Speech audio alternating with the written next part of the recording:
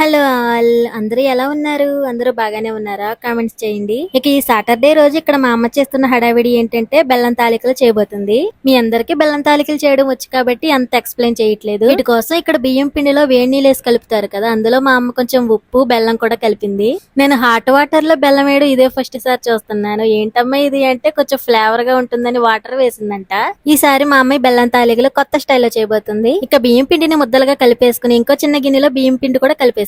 ఒక స్టవ్ మీద సగ్గుబియ్యం ఉడికించేస్తే ఇంకో స్టవ్ మీద వేడి నీళ్లు పెట్టేసింది. జంతికల గిద్దలు ఉంటాయి కదా, అందులో ఈ పిండి ముద్దను వేసేసుకుని జంతికల టైప్ లో వేసేసింది వేడి నీళ్ళలో. నేనైతే రావు, అంటుకుపోతాయి అనుకున్నాను గానీ చాలా బాగా వచ్చినాయి. ఇవి గానీ అంటుకుపోయాయంటే బెల్లం తాలికలు అసలు బాగోవు, ముద్ద ముద్దగా ఉంటాయి. అందుకని ఇవి ఒకదానికొకటి అంటుకోకుండా అందులో కొంచెం నెయ్యి వేసిందమ్మా. ఇవి ఉడకడానికి కొంచెం పక్కన పెట్టేస్తే ఇంకా వైపు సగ్గుబియ్యం ఉడికిపోతున్నాయి. ఈ ఉడుకుతున్న సగ్గుబియ్యంలో గ్రేట్ చేసిన కొబ్బరి వేసేసుకోవాలి. మేము చిన్నప్పటి నుంచి ఏ వంటకమైనా ఎక్కువగా నల్ల బెల్లం యూజ్ చేస్తాము. బట్ ఈ బెల్లం తాలికలు కూడా మా అమ్మ నల్ల బెల్లం యూజ్ చేస్తుంది. సగ్గుబియ్యం బెల్లం ఉడికిన తర్వాత ఈ తాలికలను వేసేయాలి. అందులో ఈ బెల్లం తాలికల్లో కొబ్బరి వేస్తే కొంచెం చిక్కదనం టేస్ట్ అయితే వస్తుంది. చెప్పాను కదా, మా అమ్మ కొబ్బరి పిశాచి, ఏ వంటకమైనా కొబ్బరి ఉండాల్సిందే. ఇందులోకి యూజ్ చేస్తున్న నల్ల బెల్లం ప్యూర్ తాటి బెల్లం. కలర్ బ్లాక్ కలర్ లో ఉన్నా గానీ టేస్ట్ మాత్రం సూపర్ ఉంది మామూలు బెల్లం కన్నా. తాలికలు ఉడికిపోయిన తర్వాత అందులో ఈ నల్ల బెల్లం వేసేసుకుని కలిపేసుకోవాలి. ఒక 10 నిమిషాలు కుక్ చేసుకుంటే పాయసం రెడీ. అది ఇంకొంచెం చిక్కదనం కోసం బియ్యం పిండి కలిపిన వాటర్ ని వేసి యాడ్ చేసిందమ్మా. ఇది వరకు మేము బెల్లం తాలికలు తయారు చేసుకునేటప్పుడు పిండి కలిపేసుకుని ఫ్యామిలీ మొత్తం చుట్టూ కూర్చునే వాళ్ళం.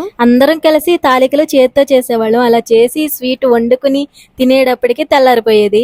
ఈ బెల్లం తాలికలు ప్రిపేర్ అయిపోయిన వెంటనే ఫస్ట్ మా డాడీకి పెట్టేసిందమ్మా. ఇంకెందుకు ఆలస్యం, ఇలా నల్ల బెల్లంతో మీరు కూడా బెల్లం తాలికలు చేసుకుని టేస్ట్ చేసేయండి. అసలే బోల్ పండగలు వస్తున్నాయి. మామూలు బెల్లం కన్నా ఈ తాటి బెల్లంలో చాలా ఎక్కువ పోషకాలు అయితే ఉంటాయి. ముఖ్యంగా హెయిర్ కి ఇది చాలా బాగా ఉపయోగపడుతుంది. ఇలా ఏదో ఒక రూపంలో తీసుకుంటూ ఉండండి. మా అమ్మమ్మకి వాళ్ళ అమ్మమ్మ వాళ్ళు చిన్నప్పటి నుండి తాటి బెల్లమే తినేవారంట. వాళ్ళకి అసలు ఒక్క తెల్లంటికి కూడా రాలేదు 80 ఏళ్ళు వచ్చినా. ఇక్కడ ఏంటంటే నెక్స్ట్ డే మేము చర్చికి బయలుదేరిపోతున్నాం. మేము చర్చికి వెళ్ళేటప్పుడల్లా మా చిన్నన్నయ్య ఇలా నాటకాలు వేయడం బాగా అలవాటు.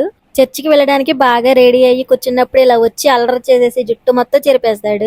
ఒరే టైం అయిపోతున్నారా వెళ్దాంరా అని చెప్పి మా అమ్మ చేతిలో తిట్లు తినే వరకు కదలడు. ఈ సండే 10:30 కల్లా మేము చర్చికి బయలుదేరుతాం కాబట్టి ముందే మేము పనులన్నీ చేసేసుకుంటాం. ముఖ్యంగా వంట చేసేసుకుని మేము చర్చికి వెళ్ళిపోయి వచ్చాక తింటాం. ఇక్కడ మా సాగరన్ని ఏంటంటే చర్చికి రాగానే గార్డెన్ లోకి వెళ్ళిపోయాడు. మీలో ఎవరికైనా మా చర్చి ఫుల్ టూర్ కావాలంటే కామెంట్స్ చేసేయండి, మీకోసం చేస్తాను. చర్చి 12:30కి అయితే కంప్లీట్ అయిపోతుంది. చర్చి అయిపోగానే మా అందరి పనులు స్టార్ట్ అయిపోతాయి. మా అమ్మకైతే బియ్యం ప్రథమ ఫలాలు చర్చికి ఏమైతే తీసుకొస్తారో అవన్నీ సర్దుతుంది. నేనైతే ద్రాక్ష రసం గిన్నెలు అవన్నీ కడగడం నా పని. ఈ పనులన్నీ పూర్తి చేసుకుని మేమంతా ఇంటికి వచ్చేసరికి ఖచ్చితంగా 1 గంట అవుతుంది. ఉదయాన్నే మేము వంట పూర్తి చేసుకుని వస్తాం కాబట్టి చర్చి నుండి 1 గంటకు వెళ్ళినా వెంటనే తినేయొచ్చు భోజనం. ఇక పాపం అల్లరి చేసి మా చిన్నని ఇంటికి రాగానే ఫస్ట్ అన్నం తినేసాడు చేపల కూర వేసుకుని. అంతకు ముందు రోజు సాయంత్రం డాడీ చేపలు తెచ్చినప్పుడు ఎరా చేపల కూర తింటావా అంటే నేను తిన్నావు అన్నాడు. అలాంటోడు చూడండి ఫస్టే తినేస్తున్నాడు. మా డాడీకి చేపల కూర చాలా బాగా నచ్చిందంట. మిమ్మల్ని లైక్ అడుగుతున్నాడు. ఇంతకీ మీ ఇంట్లో సండే స్పెషల్ ఏంటి, ఏం చేసుకున్నారు? చికెనా, మటనా, చేపలా?